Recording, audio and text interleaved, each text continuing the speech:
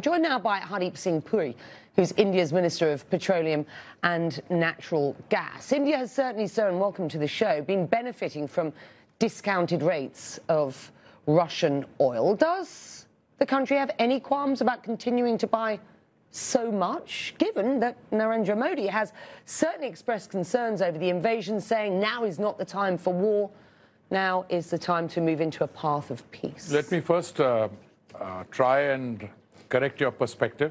We ended the financial year 2022, that is 31st March 22. The purchases of Russian oil was not 2%, 0.2%, number one. Number two, we still buy only in a quarter what Europe buys in one afternoon. So let's be very clear about what the perspective is. Where will we buy from? Russia is not the largest supplier of oil to India. Russia supplied only 0.2%. Now it's one of the top 4 or 5 suppliers. And in fact, the largest supplier last month was Iraq. So that there is no misunderstanding anywhere, we owe a moral duty to our consumers. We have 1.34 billion population, and we have to ensure that they are supplied with energy, whether it's petrol, diesel. We were the only country in the world which at the time when we were feeding 800 million people 3 meals a day, which we are still doing, the government reduced its revenue in order to make sure that prices at the petrol bunk didn't go up. So we have 60 million people going to the petrol bunk. There is no moral conflict with buying Russian oil? Oh, absolutely none. Absolutely none. There is no moral conflict. I mean, somebody wants to take an ideological position. Well, but we don't buy from X or Y. We buy whatever is available, and I don't do the buying. It's the oil companies who do the buying. Let's be quite clear about this. India is a backdoor into Europe for Russian oil at the moment. You're talking about the... Hang on, let me just finish. You're talking about the oil that comes in and is used for... And you say there's no moral issue with this in providing energy for 1.4 billion people. But let's be quite clear. Russian oil is imported, it is refined, and then it is exported to Europe, sir. That was done by some private sector companies, not by the OMCs. Who buys Russian oil, where it is refined? You're not denying that's happening. No, there's no question. We have nothing to do with that. First of all, the government doesn't do the buying. Let me be very clear. Oil trade is conducted by economic entities. All right. Today I met the minister from Guyana. They've got production. Come, we'll buy from there. We're buying from Canada. Do you know something? I bought last year from the United States $20 billion worth, which is almost half of what I buy from OPEC.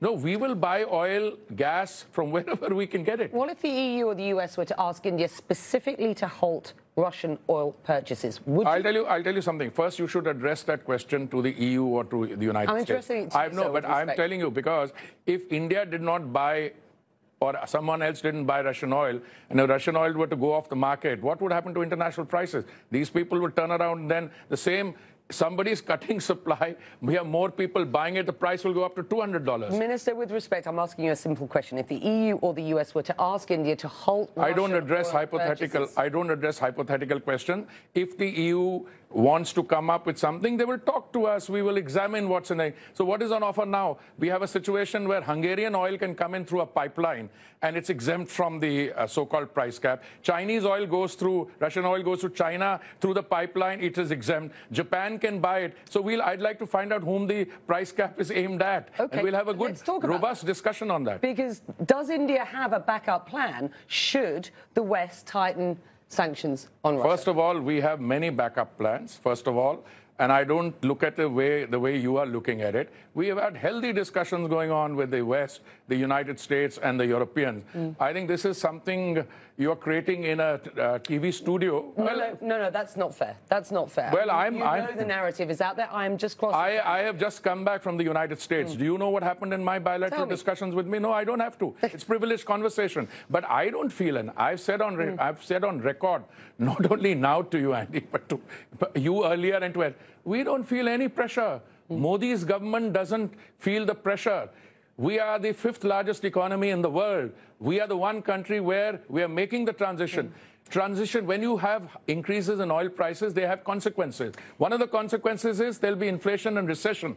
But one of the consequences is we'll make the transition to green energy just that much faster. And I want to talk about that. But before I do, let me just press you a little further. Will India cooperate with G7 attempts to cap the price of Russian seaborne oil exports? I'm surprised that you're fixated on a proposal which has not been fully spelled out, number one. Number two, India will examine it. India will respond according to its supreme national interest. And I'm telling you, we will take a view and we will discuss it with everyone. So, and I'd be happy to come back to you and tell you what our response is. Okay. All right. Well, I'll hold you to that if I can, sir, with the greatest of respect. Let's get back to Dr. Sultan's comments earlier on today, who is the head of the National Oil Company here. He's also the Special Envoy on Climate. And I started this part of the show by discussing the fact that this is a country that has embedded energy diversification in its economic growth story, originally reliant on oil and gas profits. And of course, you know, this is a good time for oil and gas prices, but has a story of energy diversification going forward. Let's just have a listen to what else Dr. Sultan had to say today at the meeting that you're at. The world needs all the solutions it can get. It is not oil or gas or solar or wind or nuclear or hydrogen. It is oil and gas and solar and wind and nuclear and hydrogen. It is all of the above.